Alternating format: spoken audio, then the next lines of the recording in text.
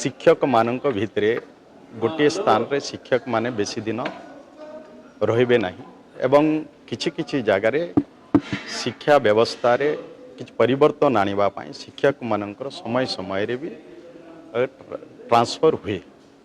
आज अनेक जगार जेमती आमे जदि देखिबा जे रेशनलाइजेशन अनेक जगार शिक्षक रुहंती नहीं तो छात्र एवं शिक्षक जो अनुपात रहिबा कथा से अनुपात को दृष्टि रे रखी समय समय रे भी ये ट्रांसफर कार्यक्रम हुए। तेणु आमे निश्चय शिक्षा को गुरुत्व देकी ट्रांसफर ट्रांसपेरेंसी माध्यम रे केमती हबो तार करा जाउचे। निश्चय कोर्ट कोन कहिसंती राजनीतिक एठिरे हस्तक्षेप जो कथा राजनीतिक हस्तक्षेप केवल नुह ये पाठ पढ़ारे केमती गोटे उन्नति आसी पारिबो केमती रेशनलाइजेशन हबो सबु जगार शिक्षक केमती रहिबे ये तो निरंतर प्रक्रिया भी एठा रुहे।